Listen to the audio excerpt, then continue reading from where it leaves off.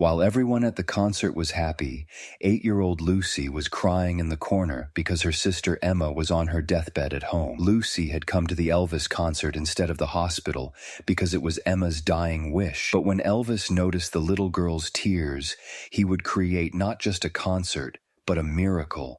What happened that night would make medical history. It was a warm summer evening in Memphis, Tennessee, 1973. The Mid-South Coliseum was packed with 18,000 Elvis fans, their voices creating a thunderous roar of anticipation that seemed to shake the very foundations of the building. The atmosphere was electric with joy and excitement as people chatted, laughed, and prepared for what promised to be an unforgettable night with the king of rock and roll. But in a quiet corner near the back of the venue, one small figure seemed completely disconnected from all the celebration around her. 8-year-old Lucy Henderson sat alone on a folding chair, her small frame hunched over, tears streaming silently down her cheeks. While thousands of people around her buzzed with excitement, Lucy appeared to be drowning in a sorrow too deep for someone so young. Lucy and Emma Henderson were orphan sisters who had been living in the Memphis children's home for the past 3 years. Their parents had died in a car accident when Lucy was just 5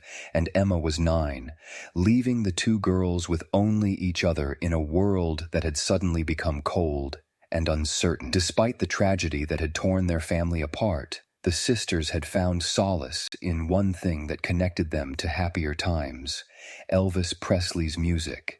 Their father had been a devoted Elvis fan, and some of Lucy's earliest memories were of dancing around their living room with Emma while their parents played Elvis records on the old turntable. Emma, at 12 years old, had appointed herself as Lucy's protector and surrogate mother. She braided Lucy's hair every morning, helped her with homework, and sang Elvis songs to comfort her little sister when nightmares about their parents' accident would wake her in the middle of the night. "One day, Lucy," Emma would say, her voice filled with hope despite their circumstances, "we're going to see Elvis perform live. Just you and me, and we'll sing every song together." It was more than just a dream for the Henderson sisters. It was a promise that gave them something to look forward to, something that made their difficult life in the children's home bearable. Emma had been saving every penny she could find, collecting coins from wishing fountains and doing extra chores for the staff, all in the hope of one day buying 2 tickets to see Elvis. But 3 weeks ago, everything had changed. Emma had collapsed during lunch at the children's home, clutching her chest and struggling to breathe. The doctors at St. Jude Children's Research Hospital had delivered devastating news. Emma had developed a rare and aggressive heart condition that was progressing rapidly. The diagnosis had been like a thunderbolt for little Lucy. After losing her parents, the thought of losing Emma, her only family, her protector, her best friend, was almost too much to bear. Emma had been transferred to the hospital's intensive care unit, where machines monitored her failing heart around the clock. Lucy spent every possible moment at Emma's bedside, holding her sister's hand and trying to be brave, but the doctors' faces grew more solemn with each passing day. Emma's condition was deteriorating rapidly, and they had gently prepared Lucy for the possibility that her sister might not have much time left. Despite her weakening condition, Emma's spirits remained focused on one thing: her dream of seeing Elvis with Lucy. Even as she lay connected to tubes and monitors, she would squeeze Lucy's hand and whisper, "When I get better, we're going to that concert. I promise." But as the days passed, it became increasingly clear that Emma wasn't going to get better. Her 12-year-old body was fighting a battle it couldn't win, and the doctors had quietly begun discussing end-of-life care with the social workers from the children's home. It was then that fate intervened in the form of Mrs. Catherine Williams, a volunteer at the children's home who had grown particularly fond of the Henderson sisters. Mrs. Williams had been planning to attend Elvis's upcoming concert in Memphis, but when she learned about Emma's condition, she made a decision that would change everything. Mrs. Williams approached Lucy with a proposal that seemed both wonderful and heartbreaking. She had an extra ticket to the Elvis concert and wanted to take Lucy, but there was a painful catch. Emma was too sick to leave the hospital. "Lucy, sweetheart," Mrs. Williams said gently. "I know this isn't how you and Emma planned it, but maybe you could go to the concert for both of you. You could listen to every song, remember every moment, and then come back and tell Emma all about it." The idea seemed impossible to Lucy. How could she enjoy Elvis without Emma? How could she fulfill their shared dream while her sister lay dying in a hospital bed? But when she mentioned the possibility to Emma, her older sister's eyes lit up with a joy that Lucy hadn't seen in weeks. "Lucy, you have to go," Emma said, her voice weak but determined. "Promise me you'll go and listen to every song.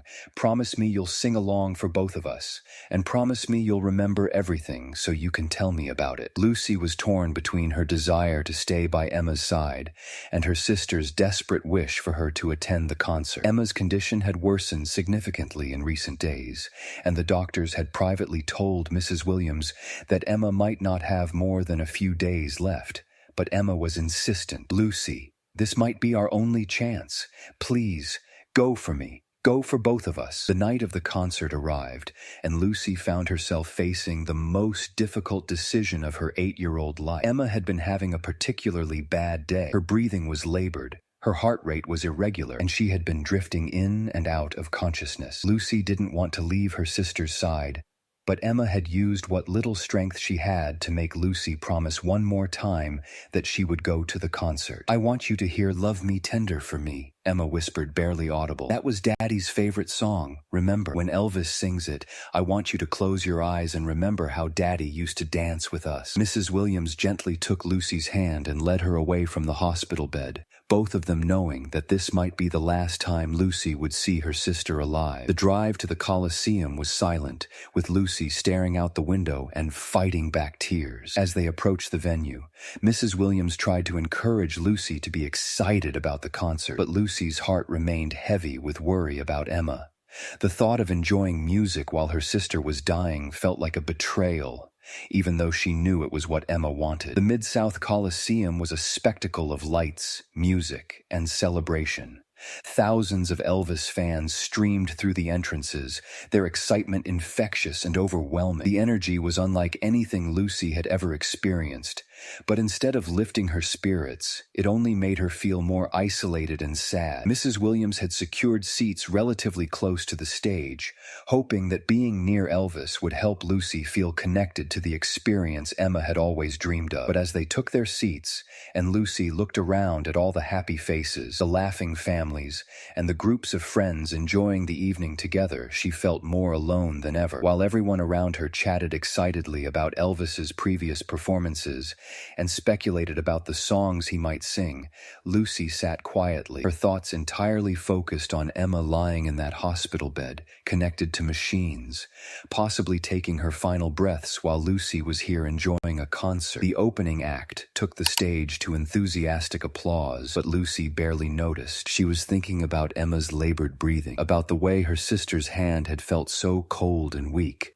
about the possibility that Emma might die while she was away. Mrs. Williams noticed Lucy's distress and tried to comfort her, but Lucy was inconsolable. The guilt of being at the concert while Emma was dying was overwhelming, and she began to cry softly, her tears falling steadily as the opening act performed. Then the moment arrived that 18,000 people had been waiting for. The lights dimmed, the crowd erupted in anticipation, and Elvis Presley took the stage in his iconic white jumpsuit, sparkling under the stage lights like a star descended from heaven. The crowd's reaction was deafening. People jumped to their feet, screaming and applauding as Elvis walked to the center of the stage with that famous confidence and charisma that had made him a legend. He was everything Lucy had imagined he would be: tall, handsome, and radiating an energy that seemed to fill the entire venue. Thank you very much," Elvis said into the microphone, his voice carrying that unmistakable warmth and charm. "It's good to be home in Memphis, y'all," the crowd roared again, but Lucy remained seated,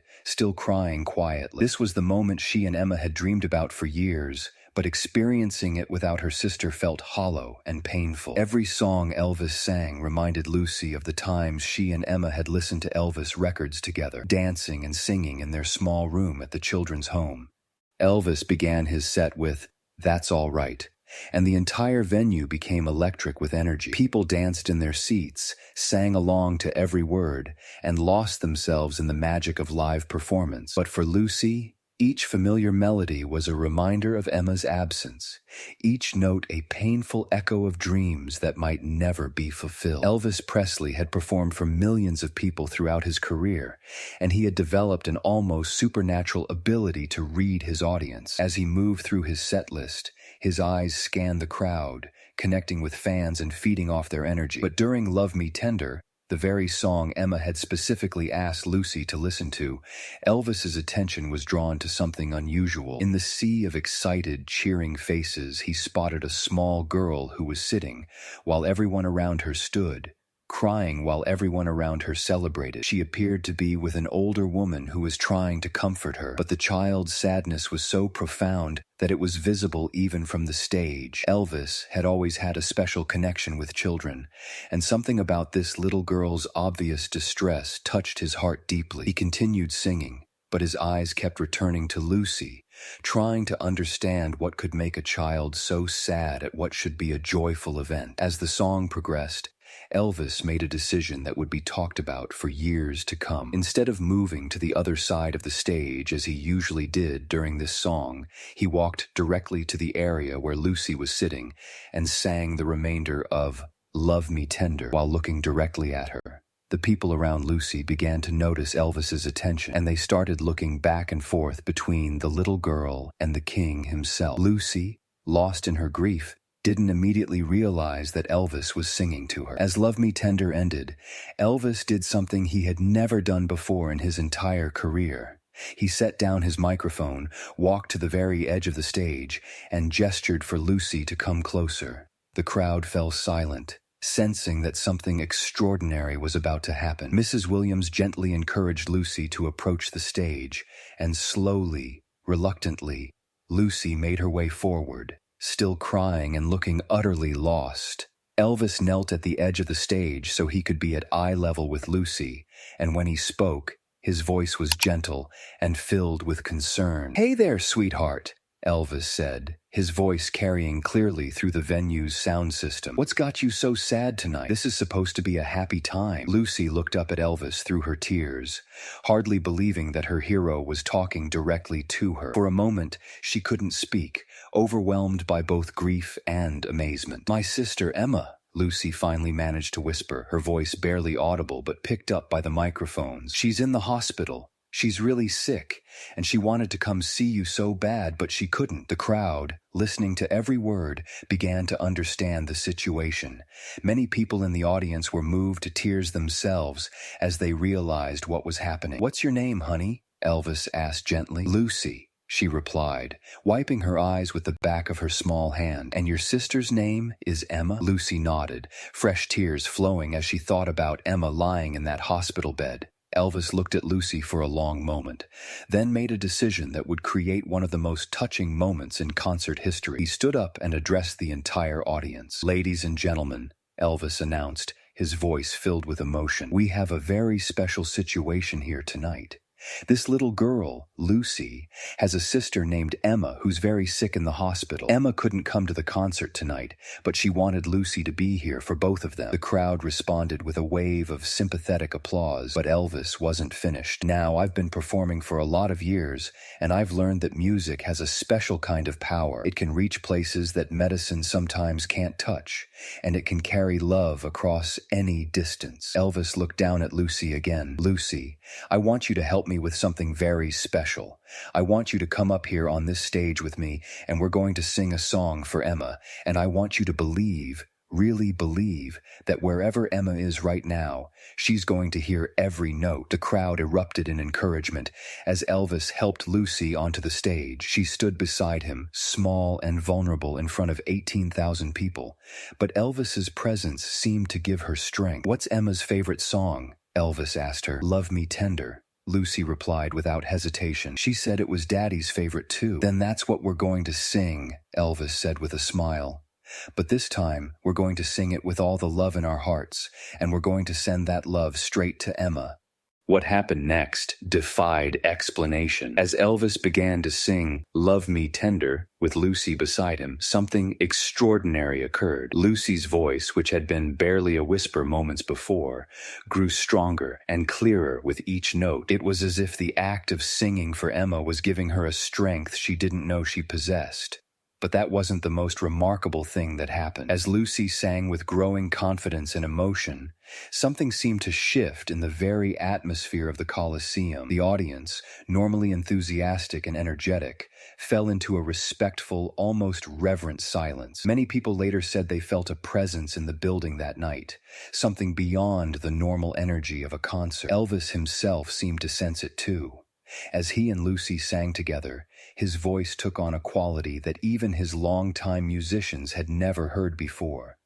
Deeper, more spiritual, filled with an otherworldly power that seemed to transcend the physical space of the concert hall. Love me tender, love me sweet, never let me go. As they sang, Lucy closed her eyes and did exactly what Emma had asked her to do. She remembered their father dancing with them, remembered the joy and love that Elvis's music had always brought to their family. But more than that, she felt connected to Emma in a way that seemed to defy the physical distance between the Coliseum and the hospital. The song seemed to last both forever and no time at all. When it ended, the silence in the venue was profound. Then, slowly, the applause began. Not the wild cheering typical of an Elvis concert, but something more reverent, more acknowledging of the sacred moment they had all witnessed. As the applause died down, one of the venue's security guards approached the stage with an urgent expression. He whispered something to Elvis's manager, who then quickly walked to Elvis and spoke quietly in his ear. Elvis's expression changed from joy to surprise to something approaching awe. He looked down at Lucy, then back at his manager, then out at the crowd. "Ladies and gentlemen," Elvis said, his voice trembling with emotion, "I've just received some news that I need to share with Lucy and all of you." The crowd fell silent again, sensing that something important was about to be announced. A few minutes ago, while Lucy and I were singing "Love Me Tender," the hospital called. "Emma Henderson has just experienced what doctors are calling a miraculous improvement. Her vital signs have stabilized, her breathing has improved, and she's asking for her sister Lucy." The crowd erupted in cheers and applause, but Elvis held up his hand for silence. "The doctors say they can't explain what happened. Emma's condition had been deteriorating all day, but at approximately the same time Lucy and I were singing together, Emma's heart rate stabilized, and her breathing became normal. She opened her eyes and spoke her first clear words in days. Lucy's singing to me." Lucy stared up at Elvis in amazement, hardly able to process what she was hearing. Tears were streaming down her face, but now they were tears of joy rather than sorrow. Elvis knelt down beside Lucy again, his own eyes filled with tears. "Lucy, I want you to understand something very important. What happened here tonight wasn't just about music. It was about love. The love between you and Emma is so strong that it reached across the distance between this stage and that hospital room." He looked out at the audience, then back at Lucy. "I've been performing for many years, and I've seen music do amazing things. But tonight, I witnessed something that reminded me why I fell in love with music in the first place. It's not just about entertainment. It's about connection. It's about love.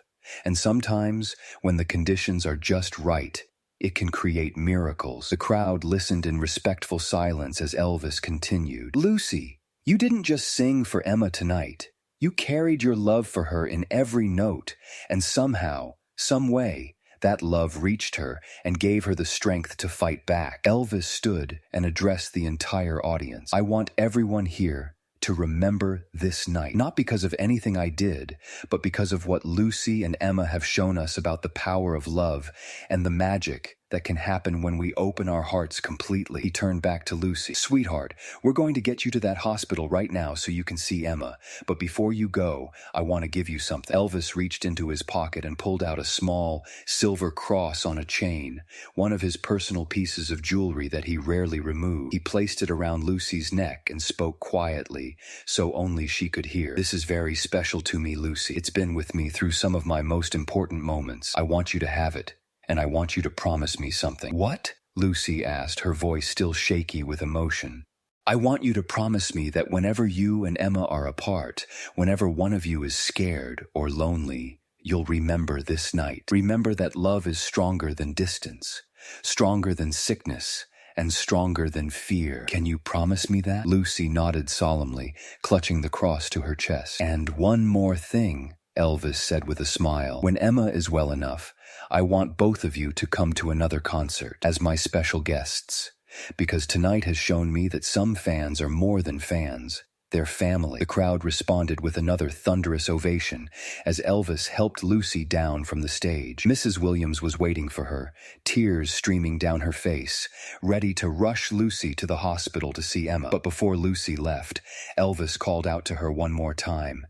"Lucy, when you see Emma, you tell her that Elvis Presley said she's one of the strongest, bravest girls he's ever heard about. And you tell her that her love for you is so powerful, it reached right up to heaven and back down to this stage tonight." The drive to St. Jude Children's Research Hospital was a blur of excitement and anticipation. Mrs. Williams drove as quickly as she safely could, while Lucy sat in the passenger seat, clutching Elvis's cross and trying to process everything that had happened. When they arrived at the hospital, they found a scene of amazed medical professionals and joyful staff members. Dr. Sarah Mitchell, Emma's cardiologist, met them at the elevator with an expression of wonder and confusion. "I've been practicing medicine for 20 years, Dr. Mitchell told Mrs. Williams, "and I've never seen anything like what happened tonight. Emma's condition had been critical all day.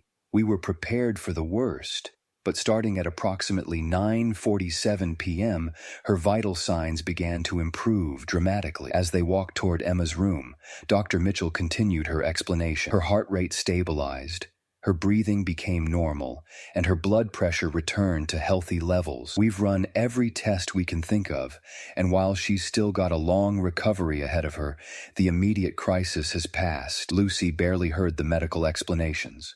All she could think about was seeing Emma, holding her sister's hand, and telling her about the magical night they had somehow shared despite being miles apart. When Lucy entered Emma's hospital room, she found her sister sitting up in bed, the first time she had been able to do so in weeks. Emma's face was still pale and drawn from her illness, but her eyes were bright and alert. "Lucy!" Emma exclaimed, reaching out her arms.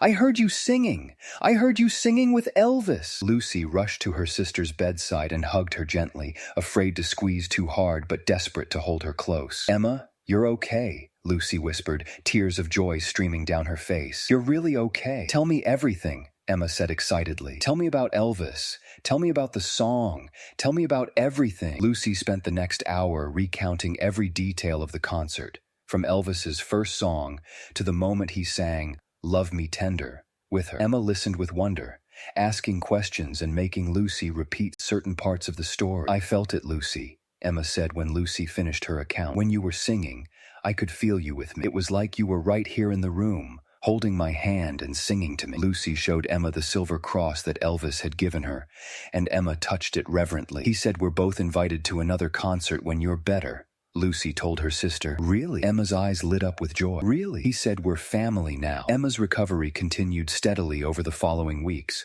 While doctors couldn't fully explain the sudden improvement in her condition, they acknowledged that something extraordinary had occurred that night at the concert. Her heart condition, while still requiring ongoing treatment, had stabilized to the point where she could leave the hospital and return to a relatively normal life. 3 months later, Lucy and Emma attended another Elvis concert as his special guests. This time, they were together in the front row, holding hands and singing along to every song. When Elvis performed "Love Me Tender," he dedicated it to two sisters who taught me about the real power of music. The story of Lucy and Emma Henderson became legendary in Memphis and beyond.